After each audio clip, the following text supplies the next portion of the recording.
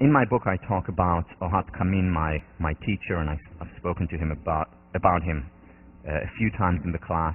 He told me a story once when he was not much older than most of you. He was in his mid-20s, left Israel was living in Europe for a few years, ended up in Holland, and after a while he found himself homeless, literally living under a tree, cold. It was the winter, penniless, didn't have any money, and without any friends, absolutely miserable. And somehow, for some reason, he said, okay, he was in this depression for a few weeks, and then he said, well, let me try something. Took out a piece of paper, and on this piece of paper simply wrote everything for which he's grateful. So the kind of things that he wrote there, as he told me, Beethoven's Fifth, he loves music. He wrote his parents, who were in Israel. He wrote vanilla ice cream, which until today is his favorite. He thought about his friends back home. All the things, and made a long list of all the things in the world for which he is grateful. And he credits this experience as the turning point in his life. Why? Because he started to focus on something else. Not just on the impossibilities, on the terrible, but on the possibilities, the wonderful. Do this experiment, and by the way, he has this, he's now 55 years old. He has this piece of paper with him, crumbled but still there in his wallet, reminding him that there is so many wonderful things in the world. Just think about the kind of life that we're leading. Back only 200 years ago, who could afford to listen to their favorite musicians or to watch their favorite actors, favorite plays? Who could afford to do it? Only royalty, and even then they were limited in terms of which musician was in town or what players were in town. Today, we have it literally at the tip of our finger, whether it's on our MP3 or on our DVD player. Imagine, just think about the luxury that we're living in. Kings and queens did not live that kind of luxury. However, we get used to it, we adapt. And sometimes it's a good thing, because we also adapt to difficult experiences. And the question is, how do we learn, in a sense, to eat the cake and leave it whole, meaning to adapt to the painful, but not to remain impervious or to become impervious, to become indifferent to the privilege that we have. How do we maintain the gratefulness? And it's by being mindful, by thinking about those wonderful things that we have, whether it's in a friend, whether it's in a movie we watch, whether it's in the lunch that we're going to have served to us in our house later. The gratitude exercise, one of the reasons why it's so powerful, because what we're doing is we're co-creating our reality. Most of the questions that we ask or are asked of us is, what's wrong? What needs to be improved? What are my weakness areas? Important questions, not enough. If these are the only questions that we ask, as far as we're concerned, the good does not exist. And when we ask, what am I grateful for? Even if it's just once a day, that in and of itself creates, bless you, that in and of itself creates a new reality. And we begin to see things that we haven't before. So when I do this exercise, and have been doing it for a long time, I notice things today that I wouldn't have noticed had I not been doing this. And I would say, oh, this is something I'm going to write tonight. It's so beautiful. You know, when I go for a drive and see a nice mountain in the Hampshires, oh, I'm going to write this down later. And I wouldn't have noticed it. And as far as I was concerned, these things did not exist, just like the children on the bus did not exist, when you were not asking also the right question.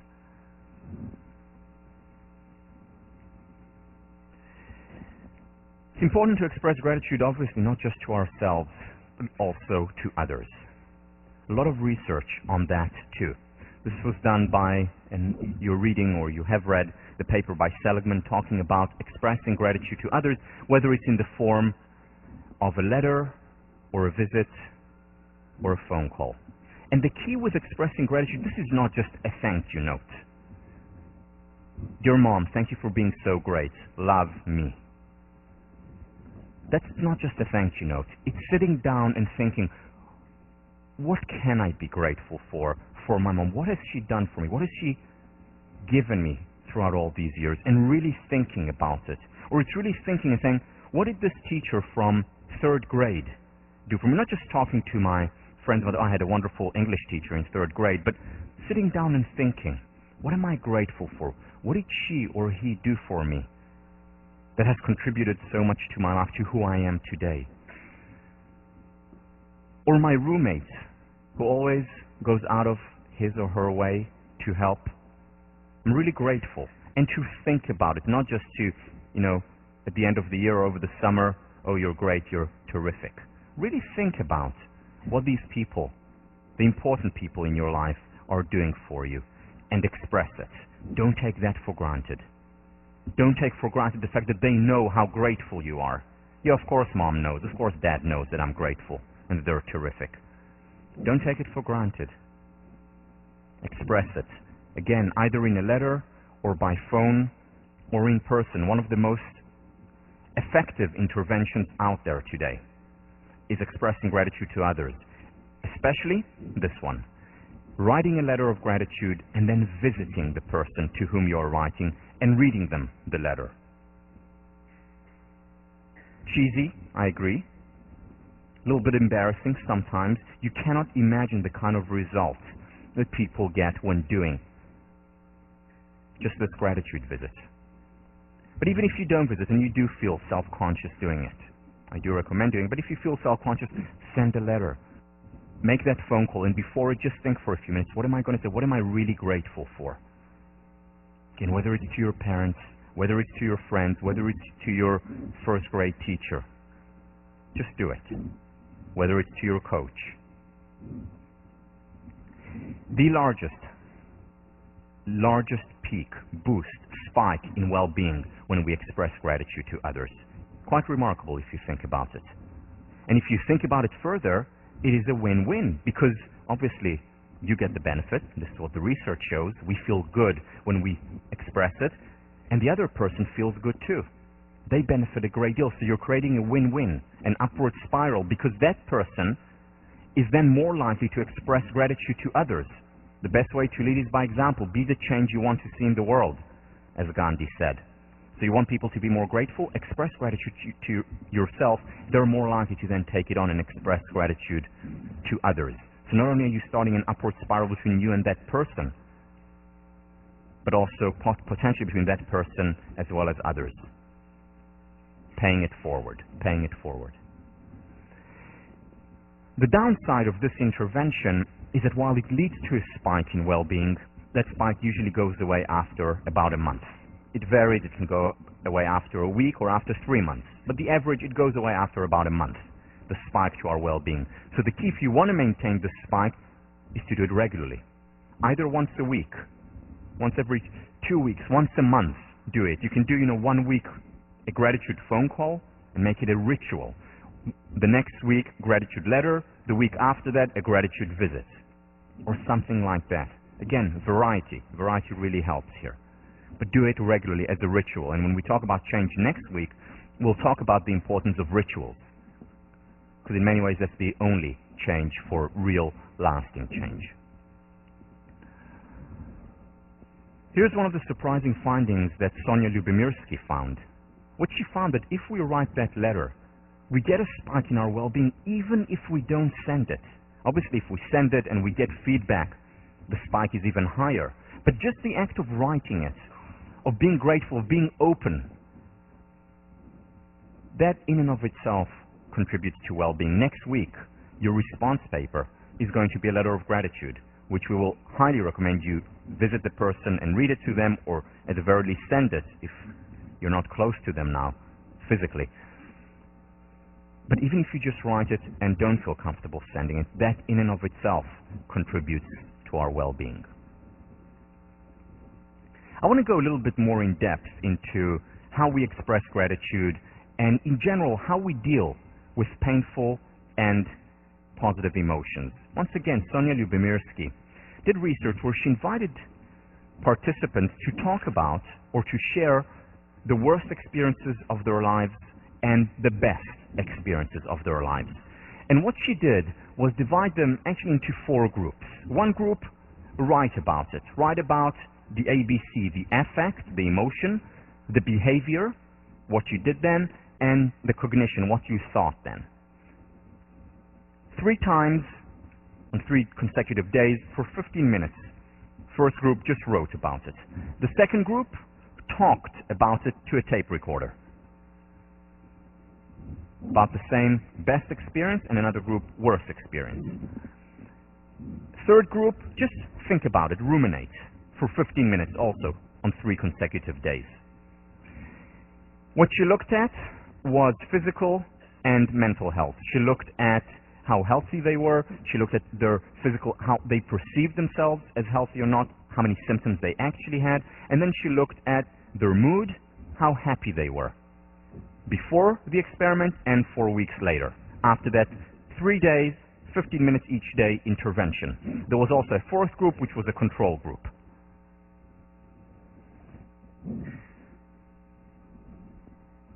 Here is what she found. So basically, you have a 3 or a 4 by 2. Writing, talking, and thinking. Study 1 worst experiences, study 2 best experiences. Those who wrote, let me just explicate this, those who wrote about their worst experiences actually felt better and were physically healthier compared to the control group 4 weeks later. Those who talked about it to a tape recorder, remember about what they felt, about what they've been through, about what they thought at the time, what they're thinking now, 15 minutes, 3 days, actually felt better after talking about it. Those who thought about it, who ruminated about it, without talking, without writing about it, actually felt worse and were physically less healthy a month later. The second study, where they wrote about their happiest experience, we see the opposite trend. In other words, those who wrote about it, on what they experienced, how they experienced it, what they learned from it on 3 days for 15 minutes each time, actually felt worse physically as well as mentally after a month. Those who talked about it, also about the ABC, the affect, the behavior, and the cognition, also felt better and were less healthy a month later. Whereas those who just thought about it, ruminated about their positive experiences, imagined it on 3 consecutive days, 15 minutes each day, actually felt better and were healthier a month later, 4 weeks later. So she ran a 3rd study to understand. This was a surprising result. It's not what she expected. So she ran a 3rd study to understand the mechanism, what is going on here. Why is it that when we write and talk about negative experiences, it makes us feel better and healthier, strengthens our immune system, whereas when we just think about it, ruminate it, what's going on here? Whereas the exact opposite is the case with positive emotions. And what she found was that there was a distinction between analyzing and replaying. When we analyze an experience, when we make sense of it, it helps. It actually helps painful experiences and negative experiences, which is why therapy helps.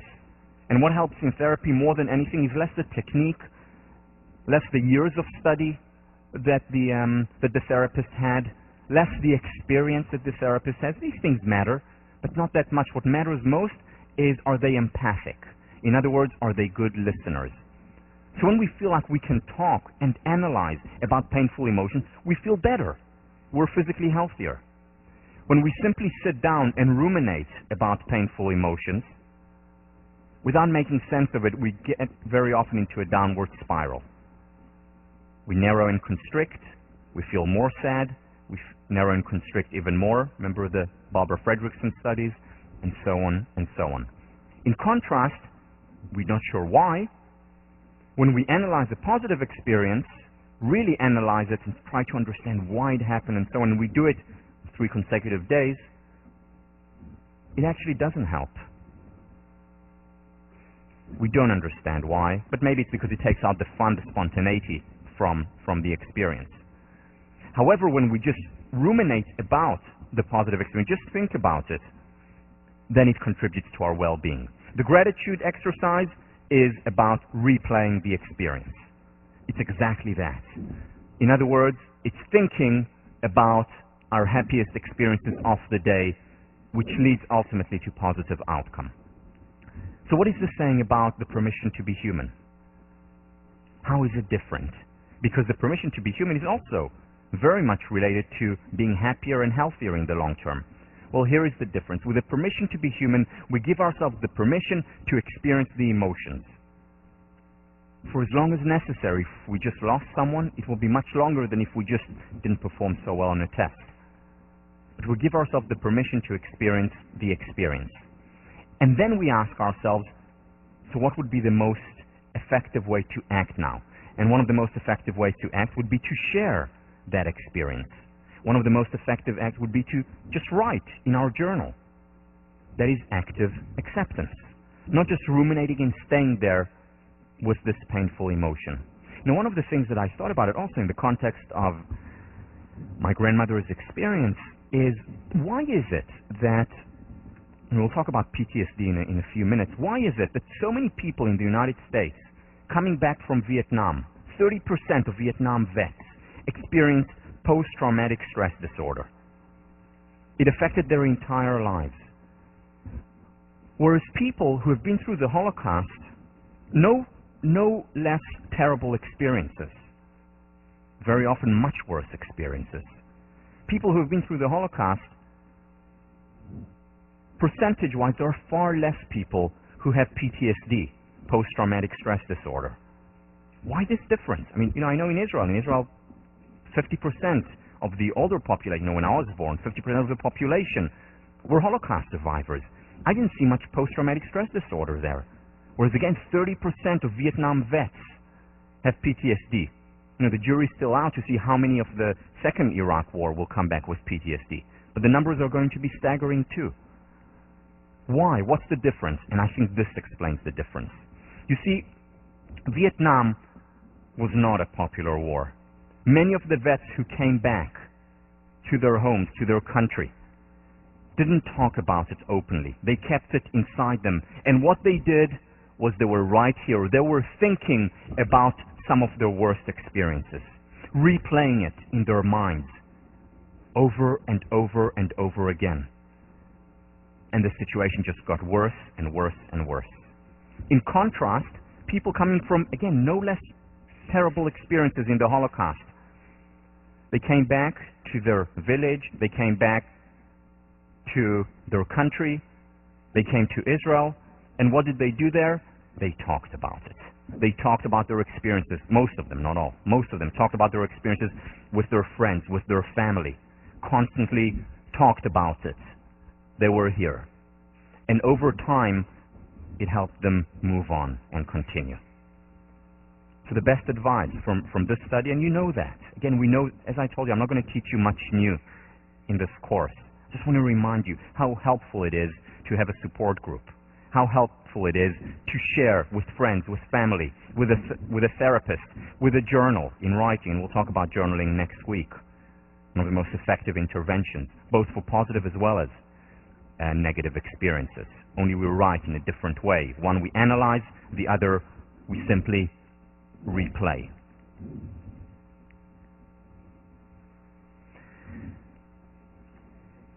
Being grateful shouldn't wait for Thanksgiving. We shouldn't wait for just once a year, that November date when we express gratitude, when we go around the table and say what we're grateful for. It should be a habit. A, because it works, it helps, and B, because it's moral. This gets to a point that I'll repeat throughout the course, where the moral is also the practical. The practical, in most cases, is also the moral. They go hand in hand. David Steindl-Rast, the book that I mentioned last time, we live in a given world. What brings fulfillment is gratefulness, the simple response of our heart to this given life in all its fullness. Again, just like a child. The poet, Galloway Kinnell, to live and die in gratefulness, if in no other virtue. And Cicero, gratitude is not only the greatest of virtues, but the parent of all others. Why is it the parent of all others? I thought about this sentence a lot, which I love, but why? Because if you think about it, if we're not grateful, then we take things for granted. If we're not grateful for the good things in our lives, it means we're taking them for granted. And then we're blind to them. Then, as far as we're concerned, they do not exist. Now, what makes virtue virtuous? It's the good. And if there is no good in our world, then that takes away the virtue from being virtuous. That is why I think what Cicero was talking about when he meant it is the parent of all virtues.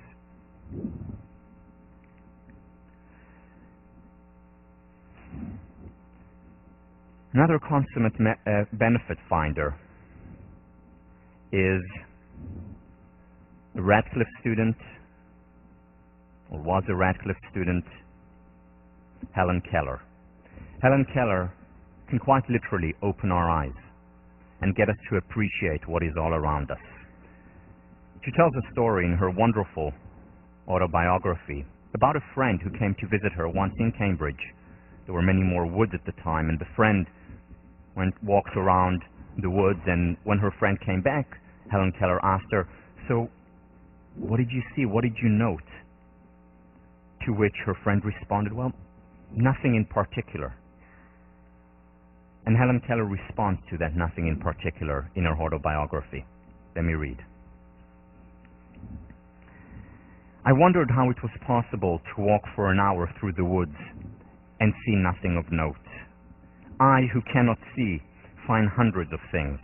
The delicate symmetry of a leaf, the smooth skin of a silver birch, the rough shaggy bark of a pine. I, who am blind, can give one hint to those who see. Use your eyes as if tomorrow you will have been stricken blind. Hear the music of voices, the songs of a bird, the mighty strains of an orchestra, as if you would be stricken deaf tomorrow. Touch each object as if tomorrow your tactile sense would fail. Smell the perfume of flowers, taste with relish each morsel, as if tomorrow you could never taste or smell again. Make the most of every sense. Glory in all the facets and pleasures and beauty which the world reveals to you."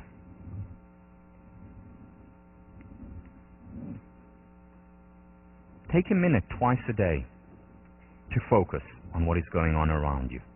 Take a minute when on your way to class to look at the beautiful grass, at the beautiful trees, at the beautiful snow. Take a minute in the evening to reflect and think about the day you had and to write down the things for which you're grateful. Today over lunch, just bite a little bit slower than you do normally and taste, experience the taste, because it is a privilege to have the food that we have. It is a privilege to have the friends that we have, the family that we have, and we shouldn't take that privilege for granted. Because what we don't appreciate, unfortunately, depreciates. And we don't need to wait for a threat, for a tragedy, for us to appreciate what's all around us and within us. What reminds me constantly, my surrounding, the reminder that I have always in front of my eyes, is a picture of my family, and particularly of my grandmother in the middle. And here is my grandfather, who saw her coming in, stooped, ill, and took her into his arms. I have this picture in my office.